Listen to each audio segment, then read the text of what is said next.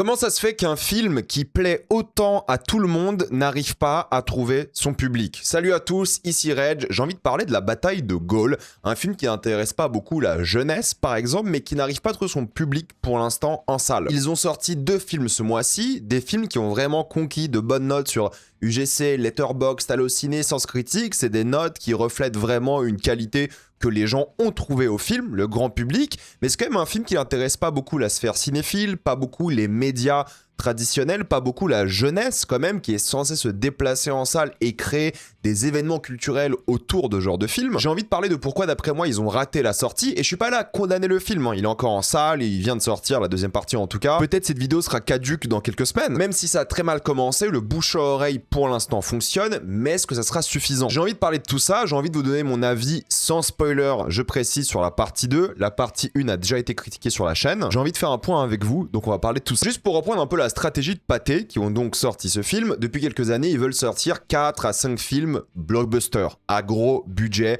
une vision très américaine de la chose, parce que les Américains ils marchent comme ça, ils font des gros films qui coûtent cher, qui sont très risqués, et ils espèrent que ça va bien marcher et que les gens vont aller les voir en salle. Donc c'est un peu la même mentalité ici, on fait moins de petits films, même s'ils sortent encore des films, Pathé, attention, et on mise beaucoup sur le marketing et sur les gros projets, avec des stars, des histoires connues et tout, et ça a un petit peu commencé, entre guillemets, hein, avec donc cette volonté d'être universel, avec les 3 mousquetaires, œuvre connue, romanesque, littérature française, vraiment typique de notre culture et tout. Et ça a plutôt bien marché. Je veux dire, D'Artagnan, c'est quand même 3,4 millions d'entrées, c'est 32 millions au box-office international. C'est quand même des films qui s'exportent assez bien aussi, vu que c'est des histoires qui sont extrêmement connues dans le monde entier. Pour un budget de 36 millions. Vous vous dites, mais attends, Reg, 32 millions au box-office pour 36 millions de budget, c'est un flop normalement.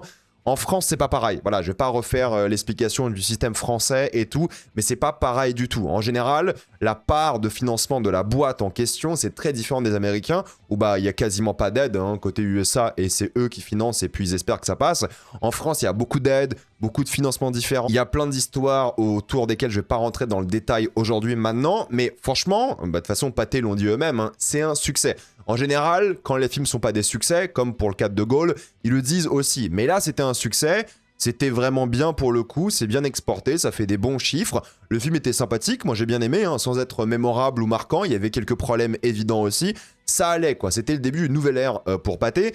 3 mousquetaires My Lady, ça a moins intéressé, ça a moins plu de manière générale. De toute façon, les parties 2, c'est rare qu'ils fassent beaucoup plus que la première partie. Il y a des cas et des exceptions où c'est le cas, quand il y a une grosse hype, des événements culturels et tout, les Avengers, ce genre de trucs quoi. Mais même Wicked, ça a beaucoup moins bien marché que la partie 1. Et là, My Lady, ça fait 2,5 millions d'entrées, 22 millions au box-office international.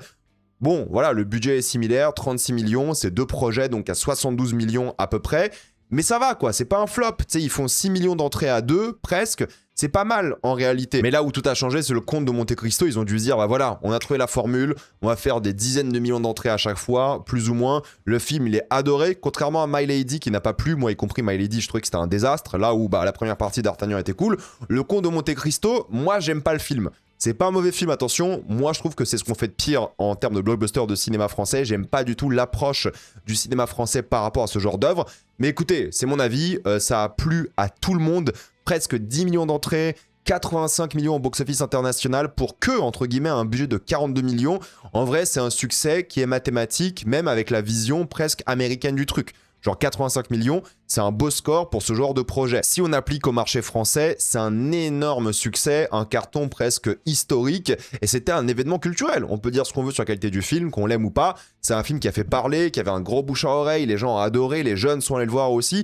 Il y avait un truc, une vision, à la fois encore une fois romanesque, un truc de la littérature, en même temps un engouement populaire pour aller voir le film, sorti une année qui a vraiment cartonné pour le cinéma français et les entrées de manière générale de l'année française en question. Donc il y avait un truc assez unique où on se dit, putain, Pathé, là ils ont chopé le truc, ils ont la bonne idée, ils vont faire que des trucs comme ça va cartonner.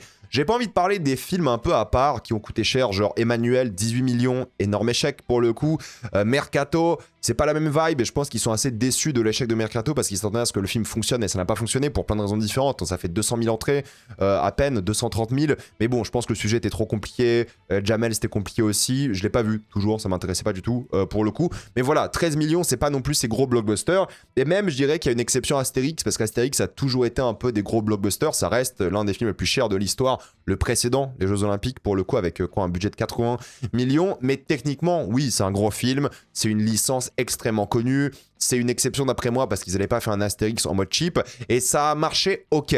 Dans le sens où ça a coûté cher, 66 millions de budget, ça a fait 4,6 millions d'entrées, mais ça a fait 46 millions au box-office international. Donc je pense que le film, il s'est genre à peine rentabilisé. Ou peut-être c'était un léger flop, mais en vrai, ça va. Je pense que le film, c'est ok. Mais bon, ils se sont pas pressés de faire une suite, parce que si c'était un vrai succès, ils auraient déjà fait le prochain Astérix. Ils sont en train de le faire, hein, mais pas avec Canet, avec une vision un peu différente. Donc ils sont en train de rebooter de nouveau Astérix parce que c'était pas suffisamment un succès. Ensuite, il y avait des films comme Aznavour, 26 millions de budget. T'as Raïm, film un peu à Oscar, entre guillemets, j'aime bien appeler ça comme ça. Vous savez, ces films académiques, presque universitaires, pour aller choper dans ce cas-là des Césars, ce qui n'a pas marché pour le coup. S'il n'y avait pas un engouement populaire derrière, c'est un vieux sujet, c'est pour les vieux de manière générale. C'est pas l'engouement du Comte de Monte Cristo, mais voilà, 2 millions d'entrées. Franchement, ça va, 16 millions au box-office. C'est pas un truc de fou, mais c'est pas non plus un drame. C'est pas un flop historique, quoi. Là où il y a un gros flop, quand même, récemment, c'est 13 jours, 13 nuits. Ça a coûté cher. 27 millions, même pas 500 000 entrées. Personne n'en a parlé. Moi, j'ai détesté le film, pour le coup. Là où Aznavour, je trouve que c'est un biopic classique, mais ça va. Là, 13 jours, 13 nuits, je trouve que c'est du Catherine Bigelow bis, complètement raté. Le film, il marchait pas du tout, d'après moi. Mais ils essayent, tu vois. Ils prennent des histoires un peu La France, ils font l'action, des blockbusters de thriller un peu, voilà, grandioses. 27 millions, c'est un gros budget pour ce genre de film, mais les gens sont pas allés le voir. Pourtant, ils essayent. Tu sais, ils prennent des producteurs, des réalisateurs, des scénaristes aussi, qui étaient sur des succès précédents. Donc en fait, Pathé, c'est un peu compliqué parce que parfois ils y arrivent. Monte Cristo, Mousquetaire et tout. Et 13 jours, 13 nuits, gros flop, Aznavour compliqué et tout. Et c'est là qu'arrive quand même leur plus gros projet ever, hein, pour le coup, historique comme projet, c'est la bataille de Gaulle. Et la bataille de Gaulle, c'est particulier parce que là, pour l'instant, pendant que je tourne cette vidéo, il y a 1,2 million d'entrées pour la première partie en 3 semaines. Démarrage assez catastrophique vu le budget. Mais là, ça avance. Voilà, franchement, ça commence à avoir du bouche à oreille et tout. Mais le démarrage était tellement nul qu'ils ont avancé la date de la partie 2 d'une semaine pour bénéficier de la fête du cinéma, créer du bouche à oreille, même s'ils gagnent beaucoup moins d'argent avec la fête du cinéma. Genre, fête du cinéma, ils touchent 2 € par place, ce qui est beaucoup moins de la moyenne. Une place de cinéma moyenne en France, c'est 7 balles. Donc un film, ça va toucher 3,5 €, 4 €. Enfin, un film pâté, plus ou moins, je caricature, hein, va toucher une somme, voilà, divisée par 2 de la place de cinéma moyenne. Là, fête du cinéma, c'est 5 balles, ils vont toucher 2 €. Vraiment, en termes de budget, c'est pas énorme. Mais en termes d'entrée, pour générer du bouche à oreille, c'est pas mal. Et la partie 2, elle commence sur 3 jours pour le coup, aussi bien que la partie 1 en 5 jours, donc 250 000 entrées. Pour l'instant, c'est pas mal. Mais encore une fois, c'est des films, les deux au total, qui ont coûté 74 millions minimum. On est face au plus gros budget de l'histoire de Pathé, sans compter l'inflation. Et celui qui était à égalité plus ou moins, c'était Astérix aux Jeux Olympiques. Énorme échec critique et tout ça, film de merde. Et en plus de ça, on parle de 74 millions de budget officiel. Mais vu les articles, vu les DM que je reçois, vu ce qui s'est passé en coulisses, peut-être on est aux alentours de 80, 85 millions, voire plus. Il y a des gens qui disent 100 millions. Moi, je pense, vu ce que j'ai entendu, vu ce que j'ai lu, que c'est un gros projet à 80, 85. Donc c'est quand même un projet le plus cher de l'histoire de la boîte. Oui, il y avait des problèmes de production. Oui, c'était le bordel en coulisses et tout. Mais rendez-vous compte, un film comme ça, qui a coûté 80 millions d'euros, l'un des films les plus chers de l'histoire de la France, en réalité, il devrait taper un score de Monte Cristo, quoi. Genre, les deux films, ils devraient faire 5 et 5. Un petit 10 millions d'entrées, ça ferait un beau succès. Et Monte Cristo, attention, hein, c'était 42 millions, donc 2 fois moins cher, et ça a tapé les 10 millions d'entrées ou presque. Et ça s'exporte beaucoup mieux à Monte Cristo qu'un bataille de Gaulle. Donc dans un monde réaliste, je pense, hein, ça c'est pour moi c'est une spéculation de ma part, hein, un film comme ça, et je parle bien d'un film genre des deux parties réunies, il faudrait qu'il tape 6, 7 millions d'entrées pour que ce soit un petit succès, voire qu'il rentabilise un petit peu les coûts. Ça dépend du plan de financement, mais vu comment Pathé en parle, et je sais parce que j'en ai parlé avec des gens de chez Pathé, j'étais à une sorte de conférence TikTok où Pathé était là, et Pathé était hyper défaitiste. Pathé, c'était vraiment en mode, s'il vous plaît, les gars de TikTok, allez voir le film, on vous en supplie, il faut du bouche à oreille. Là, le bouche à oreille existe, plus ou moins, on va voir si ça va porter le film à des scores impressionnants, mais en tout cas, même se rapprocher du succès des Trois Mousquetaires, qui était à presque 6 millions d'entrées, ça serait pas mal, parce que voilà, 72 millions pour les Trois Mousquetaires, là on est à 80 millions, on va arrondir, ça serait pas mal d'atteindre voilà, ces 6-7 millions d'entrées pour rentabiliser. Si les Trois Mousquetaires étaient un succès, ou étaient ok en tout cas à voilà, 6 millions, au moins que la bataille de Gaulle aille chercher les 6 millions pour être rentable, plus ou moins, pour que ce soit au moins pas un énorme flop. Mais pour l'instant, bah, On est loin de ça, quoi. Et la question qu'il faut se poser, c'est pourquoi un film de Gaulle ? Parce qu'en fait, pour l'instant, ils ont fait que de la littérature française, ils ont fait des œuvres, je suis désolé de le répéter, mais c'est eux qui le disent tout le temps, hein, c'est des œuvres romanesques, un peu de fantaisie, et qui d'autre que De Gaulle, dans, on va dire, l'inconscient collectif, la figure historique politique qui peut intéresser les gens, qui soit aussi romanesque. Genre De Gaulle, aujourd'hui, c'est limite de la fantaisie dans la tête des gens. Alors, attention, hein, c'est de l'histoire, on est bien d'accord et tout, mais il y a un truc vraiment mythologique par rapport à De Gaulle dans l'art, dans la culture. C'est une figure chez nous qui est tellement iconique, qui est tellement grande. Enfin, vraiment, c'est quelqu'un, quoi. Donc moi, je pense vraiment que dans la tête de Pathé, ils se sont dit, ok, il nous faut une figure française qui n'est pas la littérature et qui peut rivaliser avec De Gaulle. Bah, en fait, quasiment personne. Napoléon, peut-être, mais en tout cas, dans l'histoire française, il y a très peu de Gaulle, il y a très peu de gens comme lui. Donc, il fallait quelque chose comme ça. Le vrai problème, c'est qu'au final, ça crée une confrontation, non pas idéologique, mais d'attente de la part des spectateurs. Parce que le Comte de Monte-Cristo, vas-y, c'est Nolan, c'est Batman, c'est un peu l'approche qu'il y avait au truc. Là, on parle quand même d'un mec qui est romanesque, ok, si vous voulez, entre guillemets, mais... Bon, il y a aussi cette vibe de biopic pour darons retraités intéressés par l'histoire. Et beaucoup des jeunes qui aiment les films, c'est des gens qui sont intéressés de l'histoire de Gaulle. Et il n'y a aucun mal à ça, hein, je dis pas. Je dis juste qu'en fait, à partir de quel moment on peut mélanger le côté presque fantastique, littérature française et histoire française, pour pas que ce soit des devoirs, pour pas que ce soit un truc en mode vieux biopic pour voilà, des gens qui sont à la retraite et qui se rappellent de Gaulle président, quoi. C'est ça la vraie question. Et je me pose aussi la question de... Est-ce que les films de Seconde Guerre mondiale marchent vraiment au box-office ou de guerre tout court, en fait? Et la réponse est non. Parce que j'ai regardé les chiffres. Franchement, j'ai compilé plein de chiffres sur la France, sur les États-Unis, sur la Chine aussi, parce que la Chine, c'est une exception assez intéressante. Mais en gros, depuis les années 2000, je prends quand même les années 2000, parce que c'est qu'il y a 26 ans, et c'est une nouvelle génération qui est née, moi y compris. Depuis les années 2000, si on regarde les chiffres, on a 3-4 films quand même qui ont dépassé les 2 millions d'entrées. On a Un long dimanche de fiançailles, mais c'est Première Guerre mondiale, donc c'est un peu différent, et ça a fait 4 millions d'entrées. On a Indigène, ça je l'ai pas vu, pour le coup, qui a fait presque 3 millions d'entrées. On a La Rafle qui a fait 2,8, et on a Au revoir là-haut qui a fait 2 millions. Donc on a 4 films qui parlent plus ou moins de la guerre, que ce soit la première ou la seconde, et qui ont fait des scores ok, quoi. Mais dépasser les 2 millions sur un film qui parle plus ou moins de la guerre, c'est extrêmement rare, quoi. C'est hyper compliqué. Et même côté américain, si on prend les films ricains, Inglourious Basterds, c'est 2,8 millions en France. Dunkerque, 2,5. Pearl Harbor, à l'époque, 2,4. Je reste encore un post-année 2000. Hein. Oppenheimer, c'est une exception stratosphérique, parce qu'en fait, ce qui attire chez Oppenheimer, il y avait le phénomène Barbenheimer de base, et c'est aussi un Nolan. Nolan, il est adoré en France, vous le savez, et Nolan, c'est quelqu'un qui attire plus que tout. Alors Tenet, c'est une exception parce que Covid, les films n'étaient pas très appréciés, mais je pense que sans le Covid, les gens seraient beaucoup plus allés. Là, Oppenheimer, 4,3 millions d'entrées, c'est le film de Seconde Guerre mondiale limite le plus vu en France, quoi, de l'histoire récente, hein, encore une fois. Donc il y a des gros succès internationaux en France, mais dépasser la barre des 3-4 millions, c'est hyper compliqué dans ce genre de film. Mais encore une fois, dans la tête de Pathé, je pense qu'il voit pas un film de Seconde Guerre mondiale. Dans la tête de Pathé, il voit le Comte de Monte-Cristo. Il pense à la fantaisie. Moi, je le vois comme ça, en tout cas. Et en Chine, en fait, c'est des films qui cartonnent de fou. Hein. Les Chinois, à chaque année, depuis énormément de temps, hein, depuis les années 2000, quand vous regardez les gros succès chinois, c'est souvent des films de Seconde Guerre mondiale, c'est souvent des films contre le Japon, c'est souvent des films qui parlent de guerre. Donc ça, c'est une exception parce que chez eux, c'est un truc qui cartonne, qui est vraiment adoré par les Chinois. Ça marche bien chez eux, hein, d'un point de vue du box-office national. Ça s'exporte beaucoup moins bien, pour le coup. Mais voilà, leur mythologie à eux, le côté romanesque, littérature, dieu, tout ça, c'est un truc qui cartonne en Chine. Pas toujours, hein. Genre Creation of the Gods, en Chine, la deuxième partie a pas si bien marché, tellement qu'ils vont peut-être même pas faire la 3. Mais en Chine, quand tu regardes le truc, les 800, là, la brigade, ça s'appelle, je sais plus comment ça s'appelle, mais voilà, ça a fait un carton, ça fait 400-500 millions au box-office international pour un budget de 80. Bref, c'est un business qui est compliqué, sauf en Chine. Même si en Chine, il y a des complications aussi, et on n'entend parler que des succès.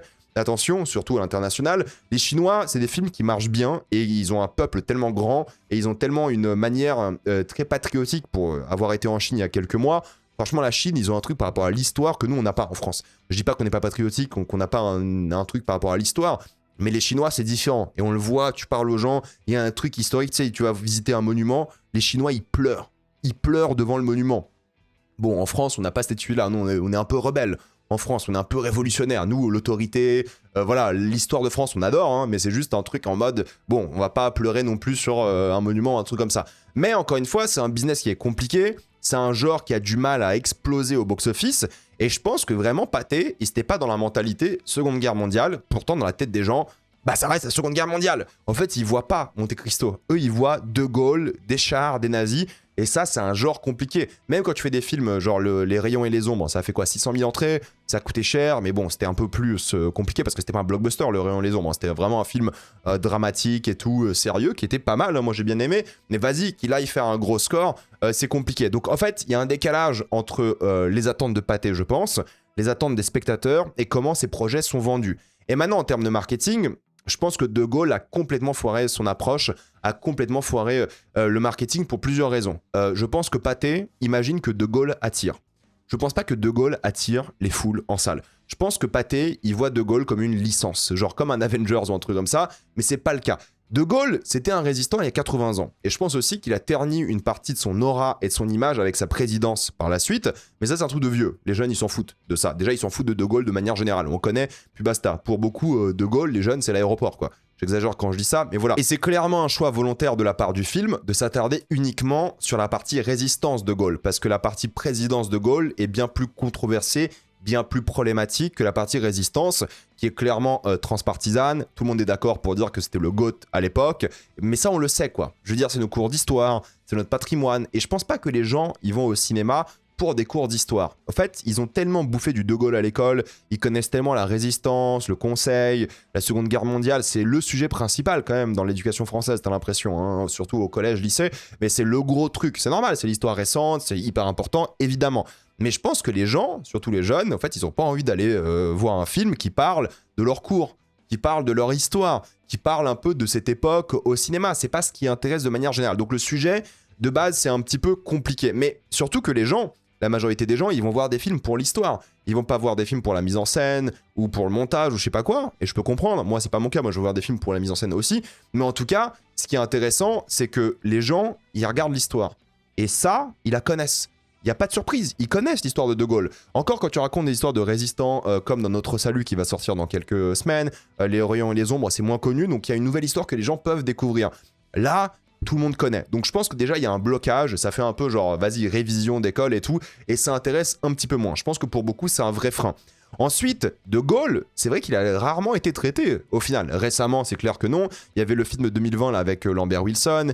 Il y avait l'appel du 18 juin là, en 2010. C'est un personnage qui n'est pas de cinéma à la base. Parce que les gens le voient comme une licence chez Pathé, je pense. En mode, vas-y, c'est De Gaulle, ça intéresse. Mais c'est pas un personnage de cinéma.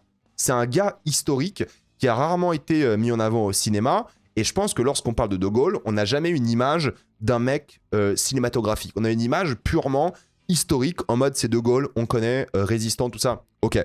Mais c'est vrai que c'est difficile d'associer un personnage historique à un personnage de cinéma. Les Américains peut-être le font un peu mieux, mais encore, j'ai pas d'exemple en tête avec des genre mis à part Lincoln, mais même là, les films de Lincoln, par exemple, avec Spielberg, ça marche pas des masses. Donc même eux, les figures politiques historiques, elles cartonnent pas de fou.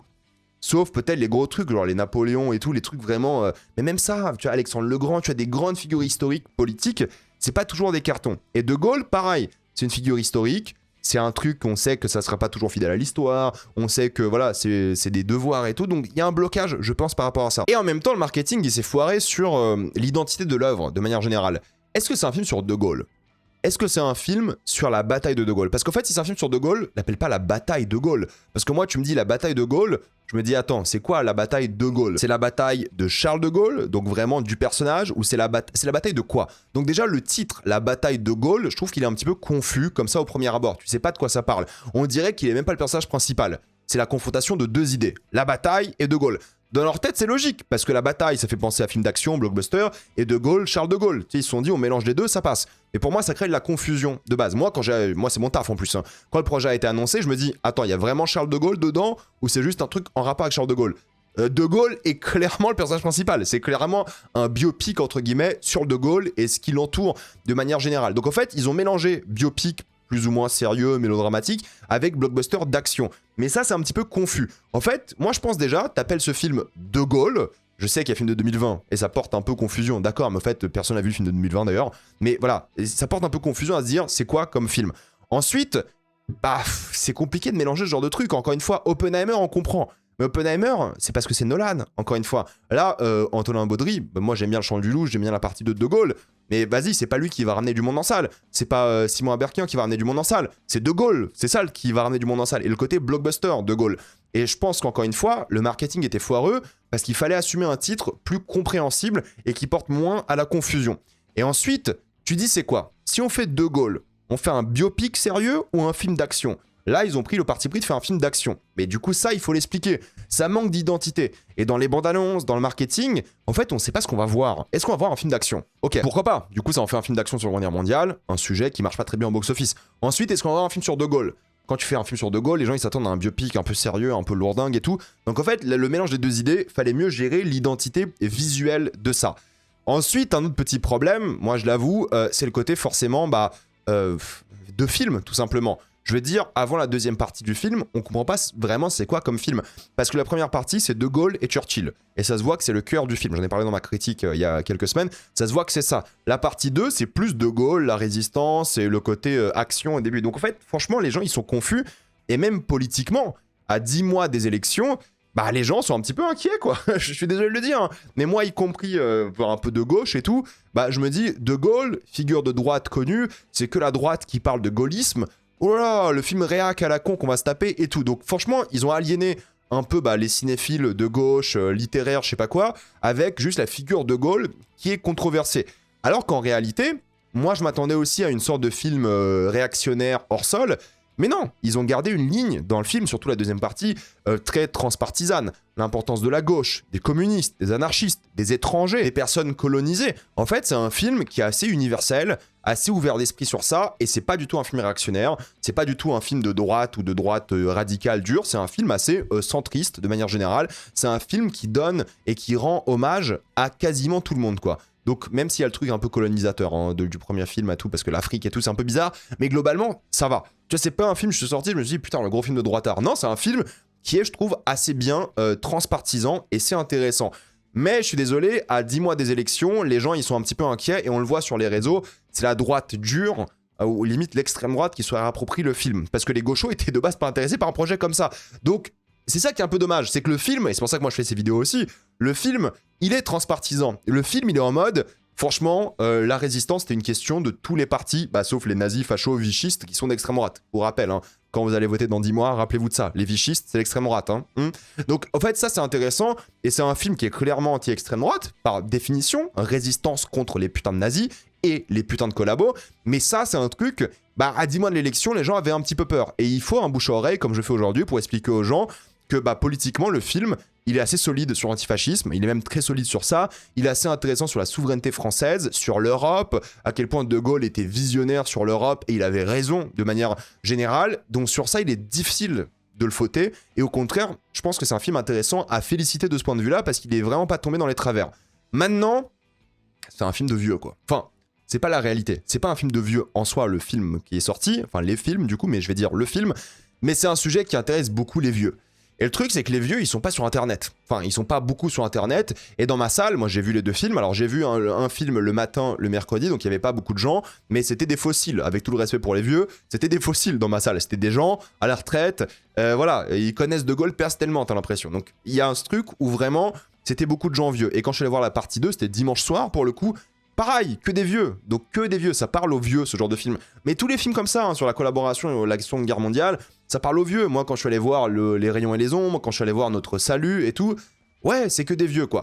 Et si tu veux créer le FOMO sur internet, si tu veux créer genre ce fameux Fear of Missing Out, il faut faire déplacer la jeunesse. Parce que la jeunesse, c'est elle qui crée des trends, c'est elle qui crée un engouement populaire aussi. Si les jeunes disent à leurs parents, il faut aller voir De Gaulle, t'as un peu gagné, quoi. Ou à leurs grands-parents. Mais les grands-parents, peut-être, ils sont déjà en salle. Mais de manière générale, en France, on est un pays où c'est majoritairement les vieux qui vont au cinéma. Là où aux États-Unis, par exemple, c'est beaucoup de jeunes qui vont en salle, plus que les vieux d'ailleurs, en France, c'est l'inverse. En France, la majorité des gens qui vont en salle, c'est des gens qui ont plus de 55 ans, d'après les chiffres du CNC. La jeunesse, surtout les 18-35 ans, c'est ceux qui vont le moins en salle, de mémoire, j'en ai parlé sur TikTok il y a quelques semaines là, mais en tout cas voilà, pour attirer la jeunesse, il faut faire un film de manière assez spécifique, ou en tout cas un marketing de manière spécifique. Là, si tu veux créer justement un engouement populaire comme Le Comte de Monte Cristo, c'est la jeunesse. qui a apporté le Comte de Monte Cristo, c'est pas les vieux, c'est pas la télé, c'est la jeunesse, c'est le bouche à oreille d'internet, de TikTok, d'Instagram, de YouTube. Et là, le sujet il est compliqué parce que action ou thriller, la Seconde Guerre mondiale, en fait, les jeunes, ils en bouffent tout le temps. Ils en bouffent tout le temps sur YouTube, sur Arte, sur TikTok, sur Instagram. Les comptes les plus populaires, c'est des comptes d'histoire. Et les comptes d'histoire, ils adorent parler de la Seconde Guerre mondiale. Donc c'est un sujet important, mais l'overdose, elle est évidente chez les jeunes. Et même le casting principal, je suis désolé, il n'y a pas Ninet, d'accord, mais Ninet, il joue. En fait, on peut dire ce qu'on veut. Ou des figures un peu plus jeunes qui vont faire des choses chez des jeunes. En fait, là, ils ont fait que des trucs de vieux, de manière générale, avec un casting vieux. Mais après, moi, j'adore le casting. Je trouve que le casting, il est bien. Je trouve qu'ils ont bien trouvé les acteurs et tout. Mais ça va pas créer des trends. Ils ont essayé de faire des trends un peu rigolotes sur TikTok, des trucs en mode Churchill, De Gaulle, en mode yaoi, ce genre de trucs, quoi. Mais globalement, le film est un peu film de vieux. Les jeunes, je suis désolé, mais en fait, tu sais, ils vivent le fascisme déjà. Enfin, en tout cas, ça va arriver et ça fait paniquer tout le monde, le fascisme. Donc, se retaper un film sur le fascisme, c'est un peu lourdingue. Les jeunes, et je me considère comme jeune, enfin, je suis la Gen Z aussi, hein, on a cette angoisse existentielle par rapport au monde, par rapport à la Terre, par rapport à la Troisième Guerre mondiale. En fait, les jeunes, ils veulent s'échapper. Ils veulent un échappatoire de manière générale au cinéma. Ils veulent pas vivre leur névrose en salle. Donc, de base, ça bloque. Pourtant, le film, c'est pas ça. C'est ça qui est frustrant, je pense, chez Pathé. C'est qu'ils ont vu le film et ils comprennent pas. Parce que le film, c'est pas ça. Mais en fait, ils ont pas analysé le phénomène, ils ont pas compris la jeunesse, je pense. Parce que le film, c'est pas un truc qui est vraiment opposé à ce que les jeunes, ils aiment. Les jeunes, ils aiment les gros blockbusters de 2h40. Même s'il y a des problèmes d'attention, les gros films, ils cartonnent. Le problème, c'est le sujet. Et encore un petit truc, mine de rien. Les jeunes, ils sont pas patriotiques comme avant. Et c'est pas une bonne ou mauvaise chose. Enfin, le patriotisme, je pense qu'on l'est tous un petit peu, mais ça dépend des sujets. Et la Seconde Guerre mondiale, vu que c'est un vieux sujet, vu que le film joue beaucoup sur le côté patriotique, mais encore une fois de manière, je trouve, assez intelligente, moi, personnellement, ça attire pas les jeunes. Et surtout, c'est une génération qui est dépitée, qui rêve de mieux. Et là, retourner au bas-fond de la France, c'est compliqué, quoi. Tu sais, il y a une désillusion, il y a un décalage qui est total. Et pourtant, c'est les jeunes qui créent les événements culturels. C'est pour ça que Pathé sont venus supplier les jeunes de faire des TikTok. Et encore une fois, moi, je vous le dis, hein, moi, j'étais dans la salle, on a fait un TikTok ciné-show. Il y avait plein de distributeurs qui sont venus présenter des œuvres. Et quand on parlait de la bataille de Gaulle, moi, j'ai parlé à tous les gens à côté de moi. Personne ne l'a vu. Moi, je l'ai vu, la bataille de Gaulle, la partie 1, parce que c'était entre les deux parties qu'il y avait l'événement. Moi, je l'ai vu. J'ai détesté la première partie. Je trouvais ça nul, en décalage total avec un bon film. Bref, j'ai détesté. Mais en fait, ils ont compris, chez Pathé, qu'en fait, c'est les jeunes qui créent le buzz. C'est les jeunes qui créent l'engouement culturel et l'événement. Regardez Barbenheimer, c'est un phénomène purement de jeunes. C'est eux qui ont créé ça. L'amour ouf aussi, le Comte de Monte Cristo. Et là, c'est vrai que même si tu faisais une trend de Gaulle, rappelez-vous, hein, il y avait une trend sur les réseaux quand le Napoléon de Ridley Scott est sorti. Rien à foutre. Les gens, ils en ont rien à foutre de ça. Parce que le sujet, déjà, il bloque. Donc, de base, De Gaulle n'attire pas les jeunes. Et Pathé ont compris qu'ils ont besoin des jeunes. Et quand il y avait le TikTok Show, quand même, TikTok Show, c'était des gens qui font du contenu sur le cinéma, qui sont normalement un petit peu intéressés par la pop culture et par le cinéma. Personne l'a vu. Personne l'a vu dans la salle. J'étais l'un des seuls à l'avoir vu, quoi. C'est ça le problème. Et ça, ils n'ont pas capté. Ils veulent trend sur TikTok. Ils veulent attirer la jeunesse. Et ça, le sujet est compliqué. On va voir si Moulin va prendre en fin d'année. C'est un peu différent, ça sera pas le même genre de drame, mais on va voir si ça va marcher. Je suis très curieux. Mais en tout cas, voilà, même si tu changes un peu la manière d'aborder les choses, même si tu changes ton marketing et tout, il faut trouver des moyens de parler aux jeunes. On va expliquer comment, parce que de base, tu pars sur un sujet compliqué. De Gaulle, 5h20 de film, Seconde Guerre mondiale, névrose, antifascisme et tout, c'est des sujets compliqués. Mais ce qui n'a pas aidé, c'est le vrai marketing derrière. Les titres, est-ce qu'on peut parler des titres? Genre l'âge de fer, genre la bataille de Gaulle, partie 1, l'âge de fer. C'est le titre complet. C'est nul. Ça donne pas envie. On ne comprend rien. Le titre international, c'est Résistance. Là, on comprend. C'est facile. Au fait, ils ont trop voulu intellectualiser le titre, en mode regardez l'âge de fer et tout, c'est bon. On a capté, on a compris la ref. Tu vois, on a compris. C'est pas bien pour un titre de film. En fait, il fallait appeler le film La bataille de Gaulle ou De Gaulle, partie 1 et partie 2.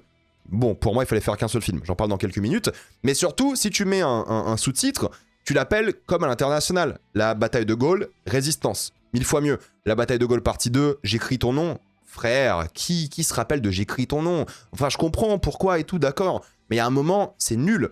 La partie 2 internationale s'appelle Liberté. Grave mieux. Simple, efficace, droit au but. Et je suis désolé. Enfin, juste ça bloque. Et les affiches... C'est quoi ça? C'est quoi ces affiches? Elles sont horribles. Ça, c'est une affiche de blockbuster, juste des noms comme ça? Non, c'est pas possible. C'est l'affiche officielle. Hein. Ça, c'est pas possible. Au moins, tu mets juste le titre. La bataille de Gaulle. Sobre, noir. Mais là, tout ça, là...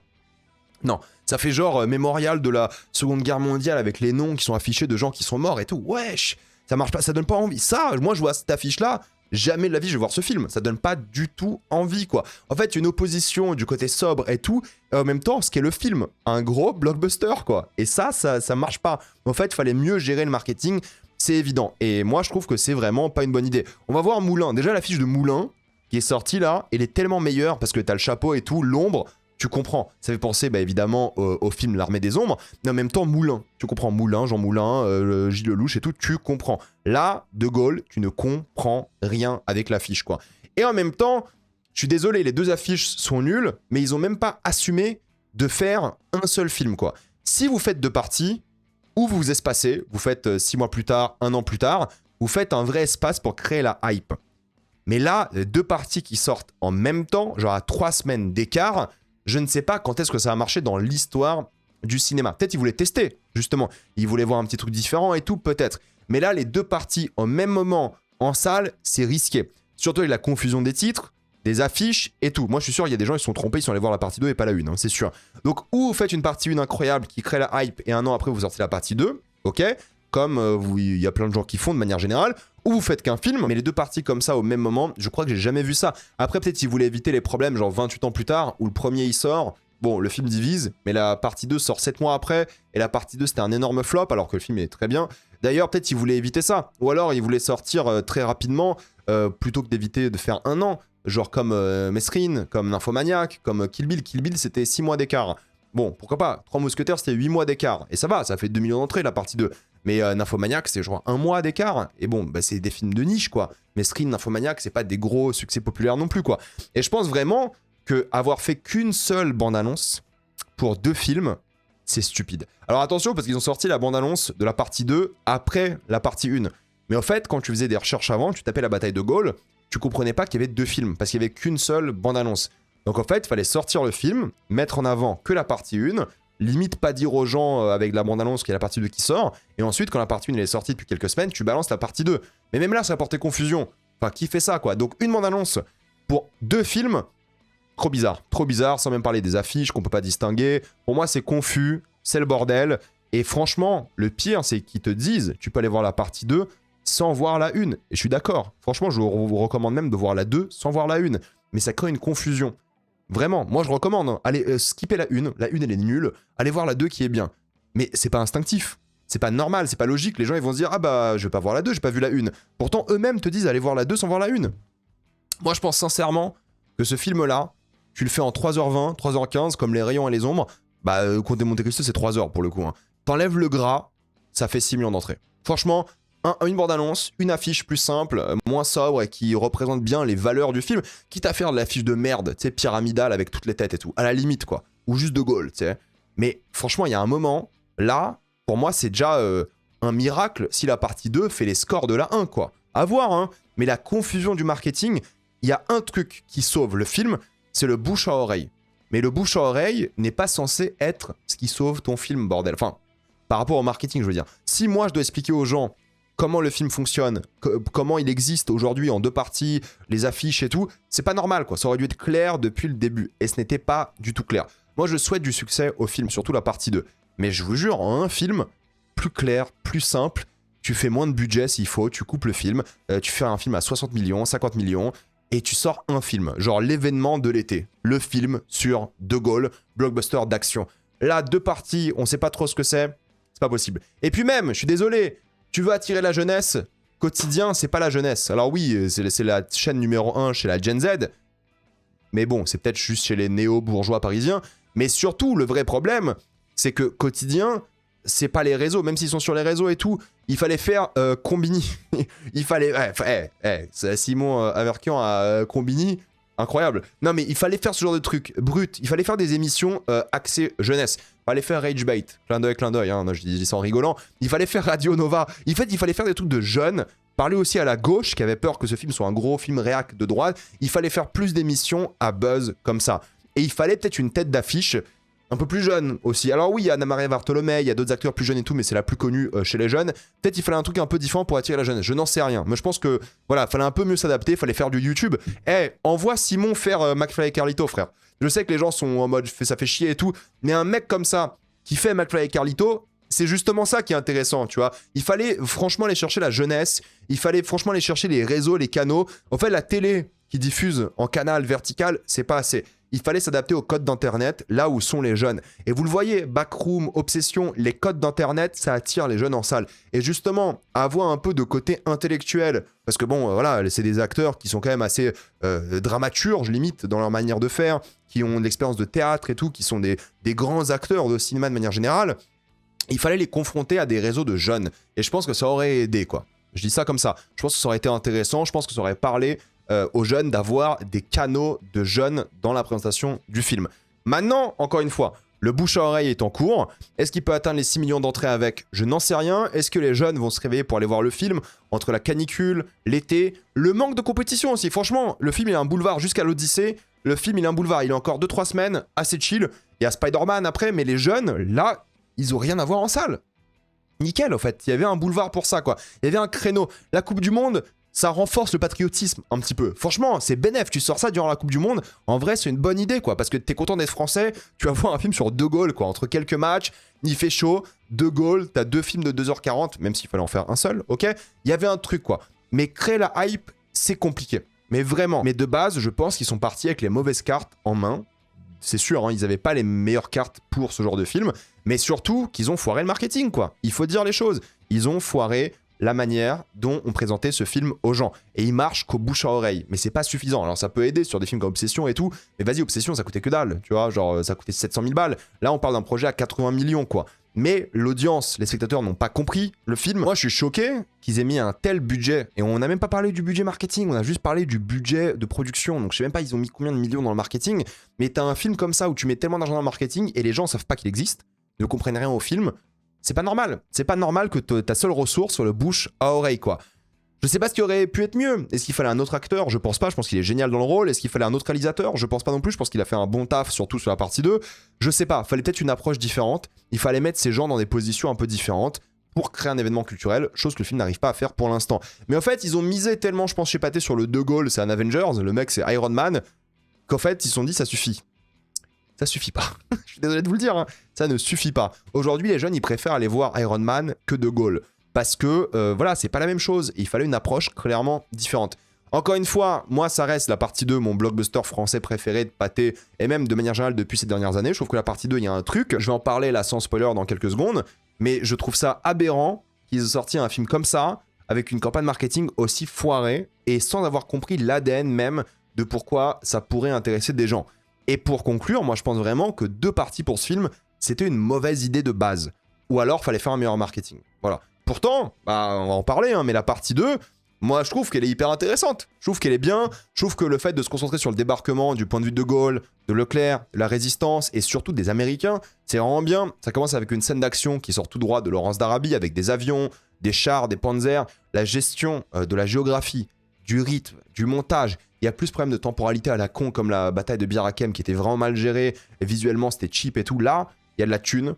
Ça se voit, il y a des grandes envolées et lyriques avec la musique et les chants des gens de manière générale, des soldats. C'est droit au but, tu comprends, ok, les Panzers ils sont là, les Français ils sont là, ils sont sous-effectifs. Tout tourne autour du sacrifice, du patriotisme. On a des scènes de chansons, de camaraderie, on s'intéresse à ces gens. Pourtant on les a à peine vus dans la partie 1. Hein. Donc franchement, je vous dis, moi, la partie 2, pas besoin de voir la partie 1. C'est suffisant, on ne les a même pas développés dans la partie 1 ces personnages là, donc franchement allez-y partie 2 direct quoi. On prend le temps sur le décor, le désert, on installe l'enjeu, on installe vraiment le visuel quoi. En fait c'est simple, ils sont sur une colline, t'as des chars qui arrivent, on comprend quoi. L'autre c'était compliqué, Bir Hakeim franchement c'était vraiment mal géré de ce point de vue là, mais on ressent le danger, l'héroïsme, la mission suicide, la tristesse. En fait c'est une sacrée bonne introduction qui marche bien, qui fait comprendre aux spectateurs vraiment l'enjeu politique, émotionnel, et de personnages quoi. C'est ça qu'il faut sauver. C'est pas la France, c'est l'esprit français. Et ça, la partie 2 l'a compris. La partie 1 l'avait pas du tout compris. Et je trouve que justement, De Gaulle, ici, il est beaucoup plus maîtrisé. On dirait pas le même film quoi. Je vous jure, on dirait 2 films complètement différents. Il est à la fois plus calculateur, plus à l'écoute des résistants et des autres. Il est plus à l'écoute de Leclerc aussi. Puis il y a une dynamique assez intéressante entre les deux par rapport au sacrifice. Et le mec, tu sais, qui dit à Leclerc, bah va te sacrifier. Et il se sent coupable par rapport à ça. Il y a un vrai truc. Moi, la famille de Gaulle qui est dans la première partie, tu l'enlèves. On s'en fout, la famille de Gaulle, en fait. T'enlèves, c'est du gras, tout ça, quoi. Là, il est plus drôle, de une. Il y a plus de second degré à la française. Il est plus solide sur ses appuis, plus imparfait aussi. On voit le stratège, mais surtout la résilience. En plus, bon, c'est Laura Farming constant, c'est une diva, ils le disent dans le film, mais ça marche bien. En fait, il parle comme si c'était un poète. Tu sais, il envoie des répliques sur répliques hyper cultes. Il y a une phrase qui dit que j'adore, qui est dans la bande-annonce d'ailleurs. Je suis ce que les Américains détestent. Je suis faible, mais je tiens tête. Et c'est qu'un enchaînement de rap farming comme ça, mais ça marche bien, parce que nous, dans la tête de Gaulle, c'est un mec comme ça, tu vois. Et la première partie, qui a essayé de trop l'embellir de manière grotesque. Franchement, moi, je pense que la première partie, le mec, c'est Dieu, quoi. Dans la deuxième partie, c'est pas Dieu. C'est un humain qui est solide sur ses appuis, qui est vraiment quelqu'un avec lequel on peut s'identifier, on peut se reconnaître. Il est imparfait, mais en même temps, tu vois, il tient tête, c'est le terme. Et j'aime bien cette résilience qu'il a dans ce film-là. Dans le premier, je peux pas m'identifier à lui. Alors, l'identification, c'est pas un sujet par rapport à la qualité d'un film, on est d'accord. Mais en tout cas, je peux pas m'identifier à ses émotions, à ce qu'il était. On met de la famille, on met une scène avec des éléphants, le mec et tout. Tu sais, il est grand, il est fort et tout. Là, il joue pas trop sur sa taille. Là, il joue pas trop sur des caractéristiques physiques. Il joue vraiment sur la manière dont il parle. Le dialogue, les répliques, et il y a un rythme dans la manière dont il parle, dont il interagit avec les gens et tout. Il y a une vraie confrontation par rapport à ça, et surtout face aux Américains, qui sont les vrais méchants du film. Putain, et ça, le parti pris d'avoir un film de Seconde Guerre mondiale, du point de vue de la France, où les méchants sont pas que les nazis aussi forcément sont méchants, il y aura Klaus Barbie, ce que vous voulez, mais les Américains, c'est une super bonne idée de mise en scène, quoi. Et même de scénario, c'est une super bonne idée, quoi. L'idée même de faire ça par rapport à l'invasion allemande de l'Est et de l'Ouest, l'invasion américaine de la France, c'est une super bonne idée. Genre, le débarquement de Normandie, c'est un truc, tu sais, dans les médias, dans la culture, qui est genre libérateur. Mais pour nous, la France, c'était pas libérateur. C'était une angoisse existentielle. On a failli se faire envahir définitivement. Et ça, ce parti pris du film, il est génial. Et j'aime beaucoup le mépris des Américains par rapport à Roosevelt, qui est soulevé littéralement par ses sbires. Alors Roosevelt, il avait une maladie, hein, il pouvait pas, il était en fauteuil roulant et tout. Mais là, vu qu'il se fait soulever littéralement, ça fait un peu genre... c'est sultan, et c'est génial comme idée, c'est le mépris américain, l'acteur il a un mépris qui est détestable et tout, et le travail de mise en scène sur la taille du mec assis et De Gaulle qui est grand mais pas non plus un géant éléphant, tu vois, c'est bien. Et en fait il y a plein d'idées de mise en scène sur cette poignée de main que vous voyez dans l'image, il y a plein de petits trucs comme ça sur la propagande de guerre, la manipulation des médias, le jeu d'échecs entre les alliés.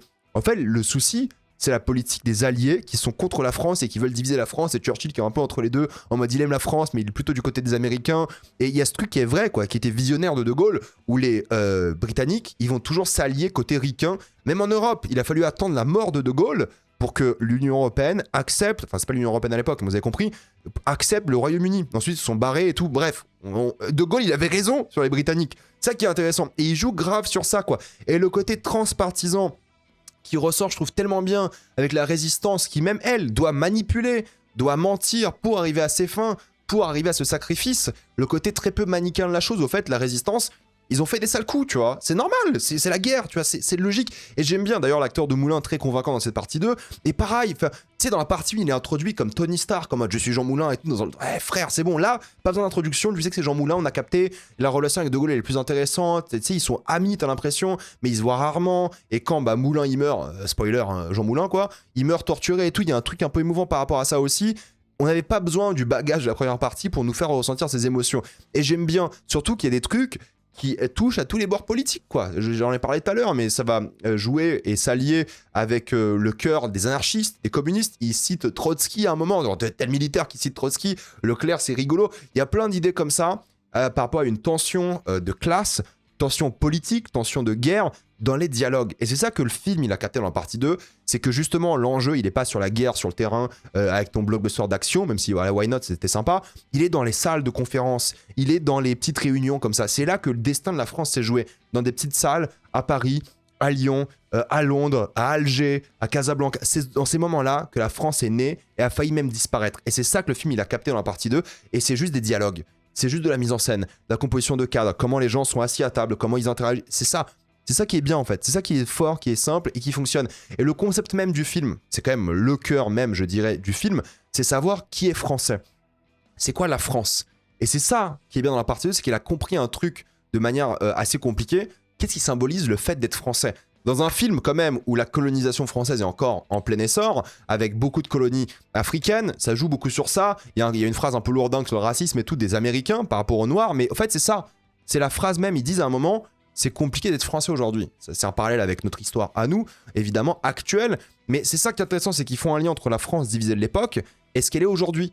Mais plus ou moins différemment, parce qu'avant c'était les vichistes, là c'est l'extrême droite, disons les choses, c'est eux les ennemis aujourd'hui, et ça revient constamment quoi. Et la tension qui est faite entre ces choses-là, entre Giraud, entre De Gaulle, entre les vichistes, je trouve que c'est bien, parce qu'encore une fois le destin de la France c'est décidé là, comme ça, dans une salle de réunion.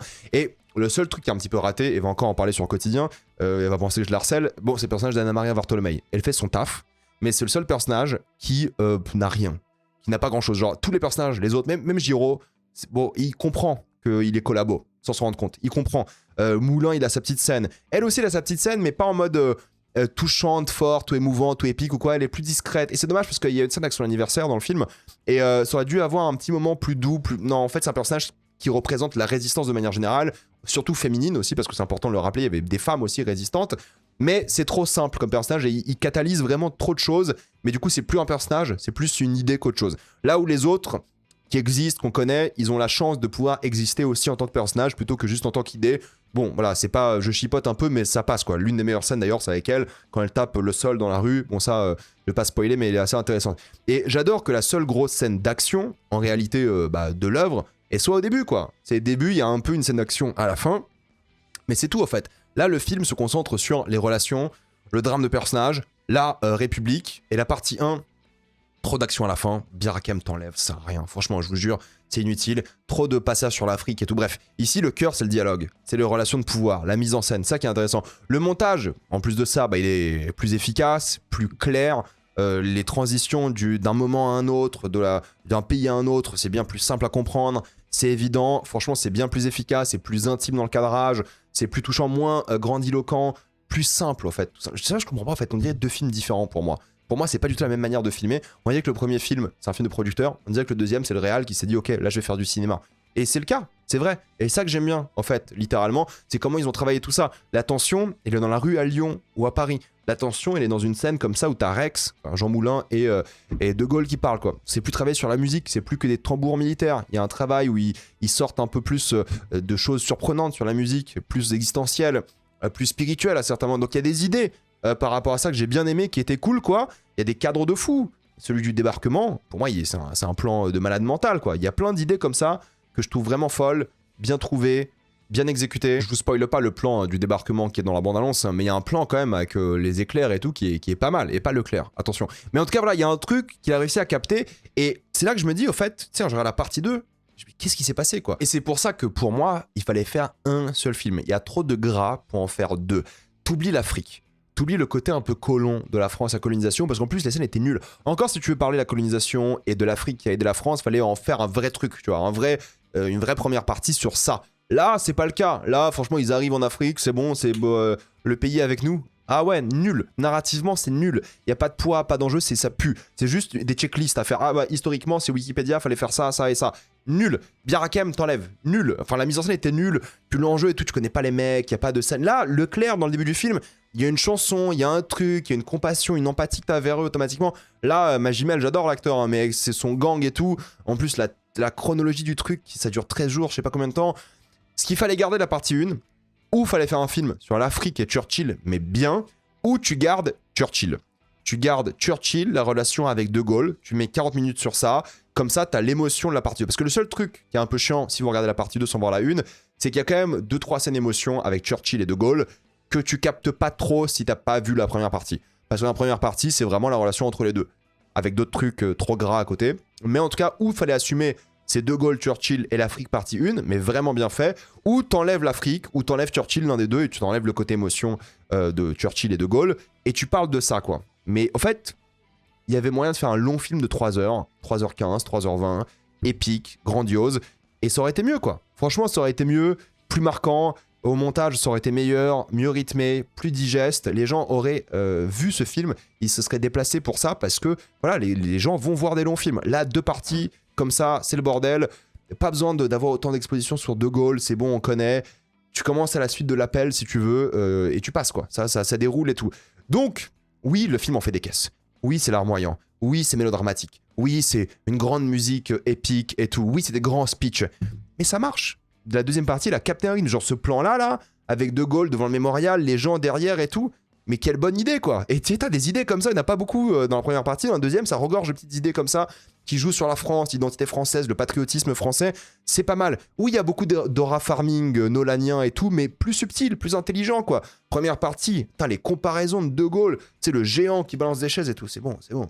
C'est bon, là, il est plus sobre, il est plus, je sais pas, posé, plus intéressant à suivre comme personnage et tout, même si c'est pas la vraie vie. Je m'en fous, en fait, c'est un film. De manière générale, t'es jamais perdu dans ce qui se passe. Les passages d'une intrigue à une autre, d'un pays à un autre, c'est tellement clean et tout, c'est nickel. Là, franchement, ils ont créé l'émotion, ils ont créé un truc. À la fin, le plan de fin, il est génial, quoi. L'idée du plan de fin, putain, ça, c'est un bon plan de fin, parce que ça parle de la France. Ça parle de l'identité française. Et un film De Gaulle qui parle de la France et non pas de Gaulle, c'est une meilleure idée qu'un film qui parle de Gaulle. Et la partie 1 était sur De Gaulle, la partie 2, elle était sur la France. Et ça, c'était une bien meilleure idée, je trouve. Il y avait de l'émotion, il y avait un truc. Enfin, la mort de Jean Moulin, il y a un petit truc par rapport à la réaction de Gaulle, tu vois. Il a capté un flow qui était absent de la partie 1. Trop bordélique, trop de gras, ça va dans tous les sens. Là, c'était mélancolique, c'était touchant. Il y avait t'as envie de te lever de ton fauteuil, tu vois. Tu te dis, putain, c'est vrai que c'est ça d'être français, tu vois. Et ça, il a bien capté ça. C'est cool. Bon, malheureusement, c'est 2 films. Malheureusement, ils ont foiré le marketing. C'est limite une anomalie pour moi, vu la partie 1 que j'ai détesté. Cette partie 2 qui m'a enjaillé, où je me suis dit, putain, il y a un truc. Donc moi, je vous conseille, hein, partie 2, elle vaut le détour. Elle est cool, c'est un bon blockbuster à la française. Partie 1, ça se skip. Et je pense que s'ils voulaient que ce soit un vrai succès, il fallait faire un film. Et faire un meilleur marketing. Et les jeunes seraient allés. Parce que les jeunes, ils sont aussi en quête d'identité. Putain, quand même, la France, aujourd'hui, c'est quelque chose, quoi. C'est un sacré pays, un mélange culturel incroyable. Et un film qui réunit vraiment l'Afrique aussi, quand même. Et il y a des Polonais aussi dans le film, hein, avec le personnage, je sais plus comment il s'appelle, de Leclou et tout, qui est dedans. Il y a un truc, tu vois, transpartisan, universel, des valeurs de la France. On oublie le De Gaulle président, c'est juste De Gaulle résistant. Jean Moulin, la résistance. Enfin, franchement, top. Les ennemis nazis, les Allemands, ils parlent un peu des Russes, mais voilà, bonne idée, quoi. Donc franchement, dommage, parce que le film est parti dans tous les sens. Mais je peux conseiller la partie 2. Dites-moi ce que vous en avez pensé, j'ai envie d'avoir votre avis dans les commentaires. Pensez à vous abonner à la chaîne pour voir les prochaines vidéos. Mettez un j'aime, ça aide beaucoup la chaîne. Suivez-moi sur tous mes réseaux. Maintenant, les vidéos sont disponibles à l'écoute en podcast. Mais j'ai aussi un compte Instagram, TikTok et Twitch. Et moi, je vous dis à la prochaine fois. Salut à tous.